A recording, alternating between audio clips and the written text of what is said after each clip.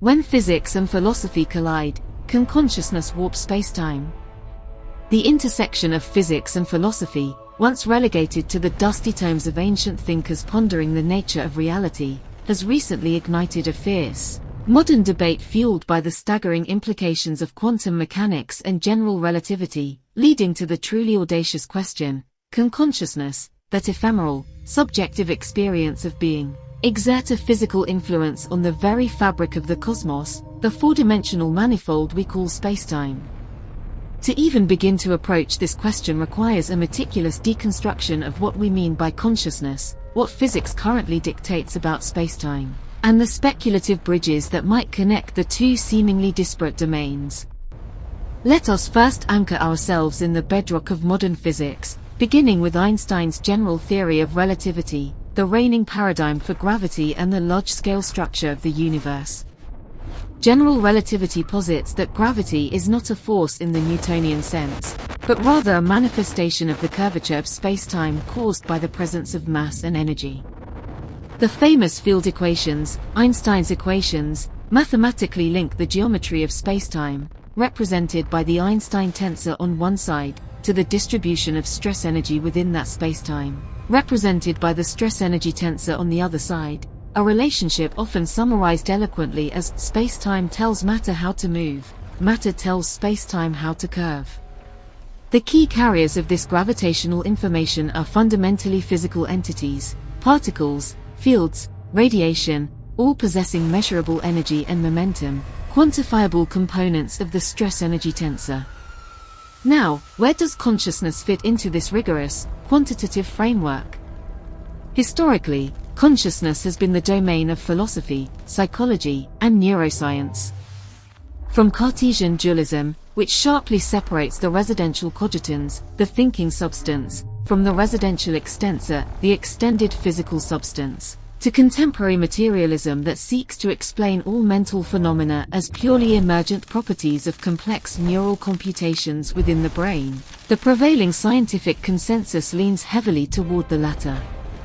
The brain, a staggering network comprising approximately 86 billion neurons, each potentially forming thousands of synaptic connections, operates under the known laws of classical and quantum physics.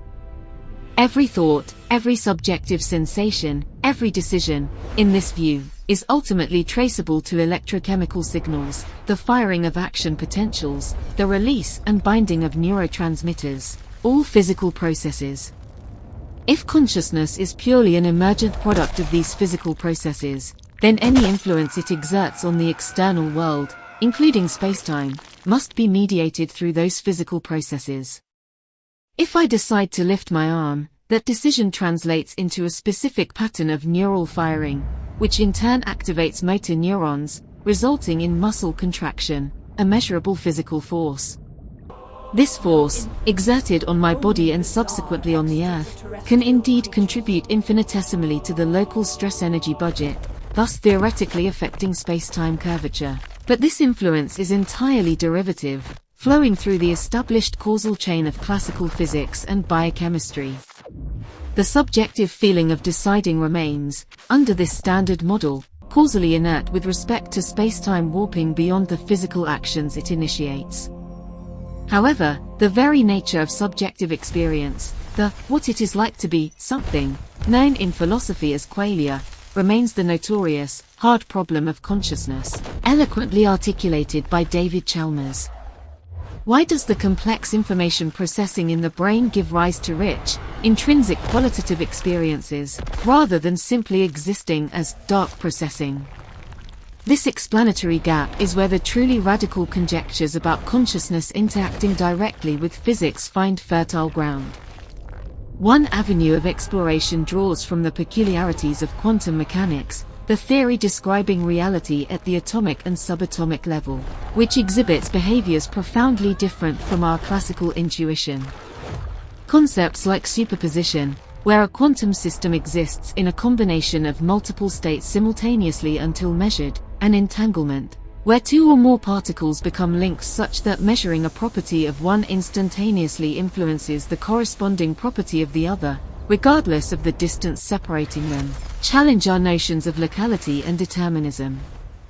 The critical juncture where quantum mechanics meets consciousness is the measurement problem. The trade is complete. In the standard Copenhagen interpretation, the wave function, the mathematical description of the quantum system's probabilities, collapses into a single, definite state upon observation or measurement. The ambiguity lies in defining what constitutes a measurement or an observer. Does it require a conscious entity? Early pioneers like Eugene Weiner pondered this deeply, suggesting that perhaps the collapse is directly linked to the intervention of a conscious mind. If this were the case, then consciousness is not merely a passive observer but an active participant in shaping quantum reality.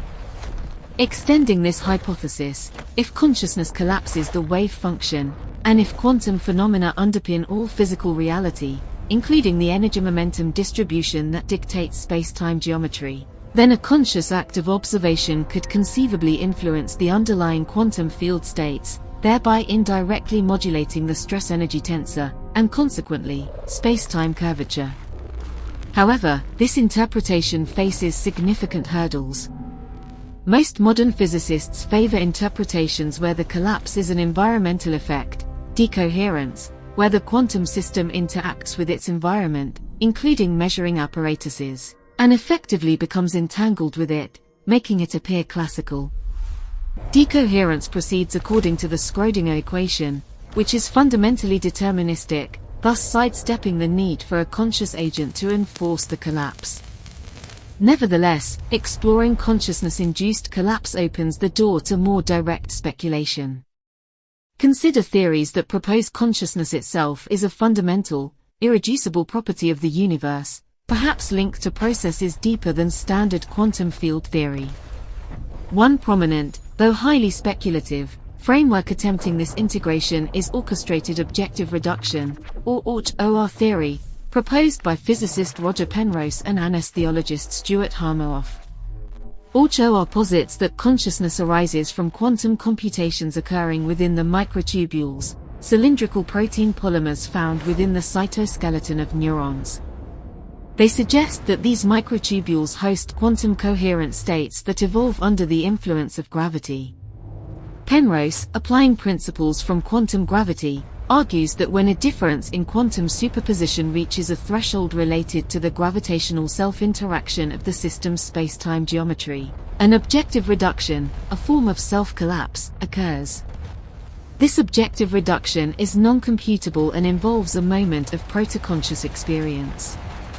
If the gravitational self-interaction of the quantum state is the trigger for this event, and if this event is the moment of conscious experience, then consciousness is intrinsically tied to spacetime geometry at the quantum level. The theory suggests that fluctuations in this quantum gravitational field associated with proto-consciousness could, in principle, subtly influence the metric tensor, the mathematical object describing spacetime curvature, although the proposed effects are extremely minute, likely far below current detection thresholds. To grasp the scale involved, we must consider the disparity between the quantum realm and the macroscopic influence of gravity. General relativity governs the realm of stars, galaxies, and black holes, where space-time curvature is immense. Quantum mechanics reigns at the scale of the Planck length, approximately 1.6 times 10 to the negative 35th meters, where gravitational effects are traditionally considered negligible compared to other forces. To bridge this gap, the transition from quantum jitter to classical curvature requires addressing quantum gravity itself, a theory we do not yet possess, though candidates like string theory or loop quantum gravity are actively pursued. If consciousness can warp spacetime, it implies that the stress-energy tensor, the source term in Einstein's equations, must contain a non-standard, non-material component attributable solely to subjective awareness. This would necessitate a fundamental revision of the energy-momentum conservation laws as currently understood in classical field theory. For instance, if a localized increase in subjective experience, say, intense focus or meditation, was correlated with a minute, localized gravitational anomaly detectable by extremely sensitive instruments, this would constitute direct evidence of non-physical causation of physical geometry. The empirical search for such effects faces monumental challenges. Gravitational effects caused by the human brain, even assuming the most generous estimates based on neural energy expenditure, are dwarfed by terrestrial noise sources, seismic activity, thermal fluctuations, and the tidal pull of the Moon and Sun.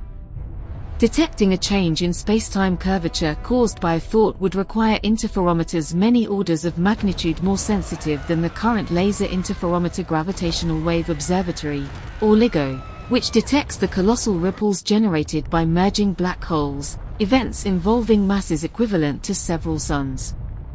However, the search is not entirely abandoned, particularly in theoretical physics exploring boundary conditions.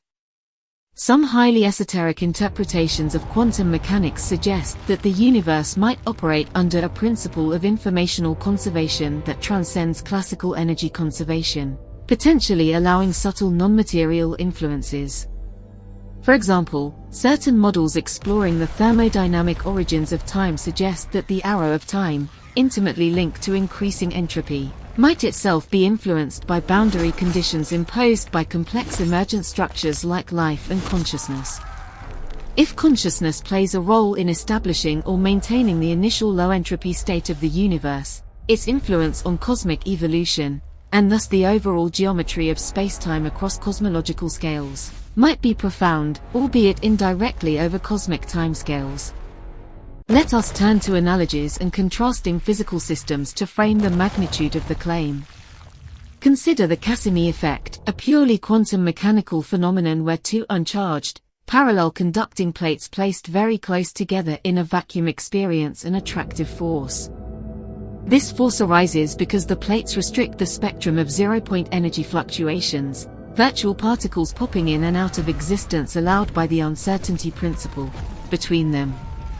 The net energy density between the plates is less than the vacuum energy density outside, creating a measurable pressure differential. This effect demonstrates that vacuum energy, governed by quantum fields, has real, measurable physical consequences, including contributing to the stress-energy tensor, albeit infinitesimally in standard cosmological models due to the problem of vacuum catastrophe, where theoretical calculations of vacuum energy yield values vastly exceeding observational limits. If consciousness is related to some fundamental field, perhaps analogous to these vacuum fluctuations, but tuned to subjective information rather than just momentum and energy, then its interaction with spacetime geometry becomes theoretically plausible within a modified quantum field framework. Another comparison involves brain-computer interfaces and neurological studies. Functional magnetic resonance imaging scans, electroencephalography, and magnetoencephaly measurements provide detailed spatial and temporal mapping of neural activity. We can observe correlations between specific subjective states, fear, joy, concentration, and distinct patterns of blood oxygenation level dependent signals or electrical activity. These correlations are strong evidence for the brain generating consciousness, but they do not establish a causal link where the subjective state itself acts back upon the physical machinery in a non-standard way. If a subject undergoing deep meditation, which produces highly ordered, slow-wave brain activity, alpha and theta waves, were to simultaneously cause a measurable change in a highly localized gravitational sensor array positioned adjacent to their head, that would be the smoking gun for direct spacetime warping by subjective intent. Furthermore, the debate hinges on the philosophical stance taken regarding the nature of physical laws. If the laws of physics are fundamentally closed, meaning every physical event has a complete physical cause, then consciousness, unless it is somehow reclassified as a specific form of energy or momentum distribution, cannot violate or transcend these laws to directly warp spacetime. This is the doctrine of physical causal closure. For consciousness to warp spacetime independently, it must either introduce energy not accounted for by conventional matter-energy fields, or it must violate conservation laws by altering the geometry through non-energy momentum means, perhaps by directly influencing the metric tensor itself. If we entertain the possibility that consciousness is fundamental, perhaps related to the informational content inherent in the universe, we might look towards Wheeler's concept of it from bit. John Archibald Wheeler proposed that physical entities, it, arise from answers to yes or no questions, bit, suggesting information is primary. If consciousness processes this fundamental information, perhaps it interfaces with the spacetime metric through informational geometry. In this scenario, the curvature of spacetime might not solely reflect mass energy but also the complexity or density of processed information within a region. This moves far into the realm of theoretical physics that has yet to yield testable predictions, often bordering on metaphysical speculation, yet it addresses the qualitative difference between a rock and a thinking being. Let us consider the limitations of current cosmology. Dark matter and dark energy constitute approximately 95% of the total energy mass budget of the universe. Dark matter interacts gravitationally but not electromagnetically, making it incredibly elusive.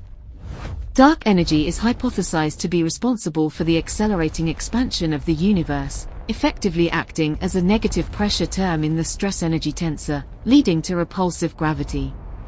Could consciousness, aggregated across all sentient beings throughout cosmic history, constitute a fraction of this mysterious dark sector? While highly improbable given the observed homogeneity of cosmic expansion, it is a thought experiment. If consciousness provided a slight, globally coherent pressure against space-time expansion, it would manifest as a non-baryonic, non-standard energy component. However, no current observational evidence supports a correlation between regions of high biological activity and deviations in cosmological parameters. The challenge of defining the energy of consciousness is paramount. Energy, in physics, is rigorously defined as the conserved quantity associated with time translation symmetry, as encapsulated by Noether's theorem applied to the Lagrangian of a physical system. For a field or particle to possess energy, it must couple to the time-like killing vector of the spacetime manifold. If consciousness is non-physical, it does not possess a Lagrangian in the standard sense, and thus lacks a well-defined energy quantity that can be inserted into the stress-energy tensor. To affect spacetime curvature, it must somehow acquire an entry in that tensor, demanding a coupling mechanism between the subjective realm and the geometric structure of reality. What if the warping is extremely subtle, manifesting only under conditions of extreme informational density or processing coherence, analogous to phase transitions in matter? For example, the transition from water to ice involves a sudden, dramatic change in structure and interaction governed by quantum mechanical forces, yet the macroscopic outcome, the ice cube, obeys classical thermodynamics. Perhaps consciousness is a phase of matter energy organized in such a way that its informational structure couples gravitationally. If we look at the propagation of gravitational waves, detected by LIGO and Virgo, these are transverse disturbances in spacetime geometry propagating at the speed of light, carrying energy away from the source. If a conscious thought caused a spacetime warp, this warp would also have to propagate at the speed of light, respecting causality. A faster-than-light warping effect from thought would violate the fundamental speed limit imposed by special relativity, which is intrinsically woven into the structure of general relativity. Therefore, any physical influence from consciousness on spacetime must adhere to relativistic causality. Exploring the philosophical implications further, if consciousness could directly manipulate spacetime, it would grant an unprecedented level of agency over reality. This leans toward panpsychism, the view that consciousness, or proto-conscious properties, are fundamental and ubiquitous in the universe, perhaps present in all matter to some degree.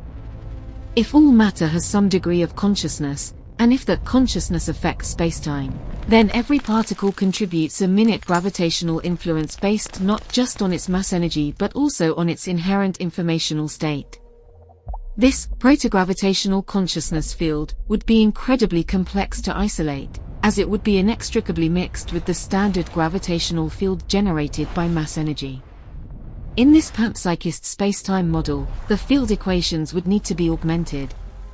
The Einstein tensor equals 8 times pi times the gravitational constant divided by the speed of light to the fourth power, multiplied by the sum of the ordinary matter-energy stress-energy tensor and a hypothetical consciousness stress-energy tensor. where the consciousness stress-energy tensor would represent the stress-energy contribution derived from the informational structure of consciousness itself. The difficulty lies in defining that consciousness tensor mathematically in a way that reduces to zero for simple, non-living matter, yet accounts for the rich phenomenology of human thought.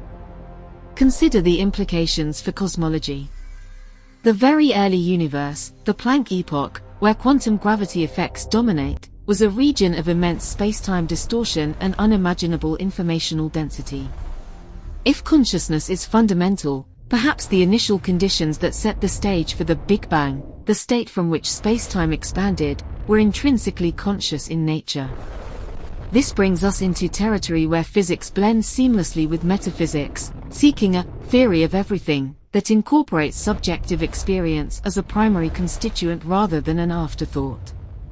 On the side of empirical neuroscience, current research focuses heavily on finding the neural correlates of consciousness, the minimal set of neural events and structures jointly sufficient for any one specific conscious experience. Studies employing techniques like transcranial magnetic stimulation to temporarily disrupt specific brain regions show that disrupting function disrupts specific conscious experience, reinforcing the emergent, materialist view.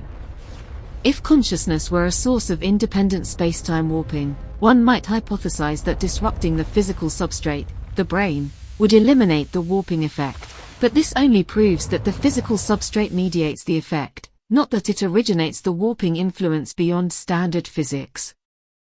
A true spacetime warping consciousness would imply that even if the brain was somehow perfectly replicated atom for atom in a different physical medium that did not support standard consciousness, a philosophical zombie, the warp might persist if the informational essence remained, which contradicts the current understanding of physical closure. Let us delve deeper into the measurement problem again, as it remains the most fertile ground for this discussion. The famous thought experiment of Weiner's friend illustrates the paradox. If Weiner's friend performs a quantum measurement inside a sealed lab, according to the standard interpretation, the friend and the apparatus enter a superposition of states until Weiner opens the door and observes the result, causing the entire system, friend included, to collapse. If the friend is conscious, did their act of measurement cause the collapse of the system they were observing, or did Weiner's act of observation cause the collapse of the friend apparatus system? If the former is true, consciousness is a privileged actor. If the latter, consciousness is subject to the same quantum rules as any other complex physical system, albeit one that interacts with the measurement apparatus. Most modern interpretations strongly favor the latter, viewing consciousness as simply a highly complex, classical-like observer that emerges from the quantum substrate, not as a non-physical entity capable of resetting the probabilities of physical reality. If we must find a physical mechanism for consciousness to warp spacetime, we are forced to consider extremely weak, yet universal, coupling constants that physics has not yet identified. Imagine a hypothetical informational field. If this field couples to the metric tensor, which defines spacetime geometry, and is generated by highly organized information processing, consciousness, then changes in consciousness would induce changes in the metric tensor. The equation governing this coupling would likely involve derivatives of the informational density, similar to how stress-energy density dictates curvature in general relativity. The coupling constant, let us call it kappa sub I, relating the informational stress-energy to curvature, would have to be extraordinarily small to avoid catastrophic observational contradictions with known cosmology. The observed gravitational strength is governed by Newton's gravitational constant, which is roughly 6.67 times 10 to the negative 11th in standard units. For the consciousness effect to be unobserved, kappa sub I would likely need to be orders of magnitude smaller than the ordinary gravitational constant, or the associated energy density of the consciousness tensor would have to be negligible compared to matter energy. Furthermore, the requirement for coherence is crucial. A single human thought involves transient, rapidly changing electrochemical patterns across billions of neurons. To create a coherent, stable spacetime warp, the influence would need to be synchronized or averaged over a significant duration or volume. Perhaps only extremely prolonged, globally synchronized states, like the collective consciousness during a major planetary event, or perhaps the integrated consciousness of an entire civilization, could generate a detectable ripple in the spacetime metric, akin to how the gravitational waves from two colliding black holes are only detectable due to the immense coherent energy release. The concept of information itself being physically real, rather than just an abstract concept, is gaining traction in fields like black hole thermodynamics. The Bekenstein-Hawking entropy formula relates the entropy of a black hole to the area of its event horizon, suggesting that information content is encoded on the boundary surface, not the volume. This deep connection between information, gravity, and thermodynamics hints that perhaps the structure of spacetime itself is fundamentally informational. If that is the case, a system that processes information with extreme efficiency and subjective richness, consciousness, might exert a non-trivial influence on the informational geometry of spacetime. Let us consider the implications for the fate of the universe. If consciousness can warp spacetime, it suggests a feedback loop. The spacetime geometry influences the evolution of matter and energy, which then generates consciousness, which in turn influences the geometry.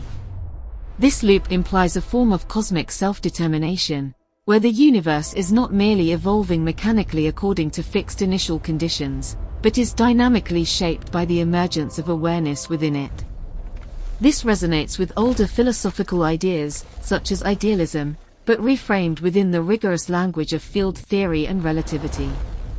In conclusion, the question of whether consciousness can warp spacetime remains firmly planted at the frontier of speculative science, requiring breakthroughs in both fundamental physics and the philosophy of mind.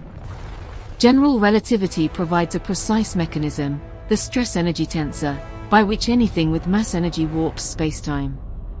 If consciousness is purely an emergent phenomenon of brain chemistry operating under standard physical laws, its influence is entirely indirect and immeasurably small compared to everyday physical forces. However, if consciousness is linked to non-standard physics, perhaps through quantum gravity effects, informational coupling, or by being a fundamental constituent of reality, as suggested by certain interpretations of quantum mechanics or panpsychist models, then a direct, albeit minuscule, warping effect might theoretically be possible. Empirical verification demands technology capable of isolating gravitational fluctuations on the scale of individual biological organization, a feat currently residing far beyond our technological horizon, perhaps requiring a fundamental reassessment of what constitutes energy and information in the universe before the answer can move from the realm of tantalizing possibility to established scientific fact. The search continues at the confluence of the very large, the very small, and the profoundly subjective, hoping to find the equation that unifies the subjective, I am, with the objective curvature of the cosmos.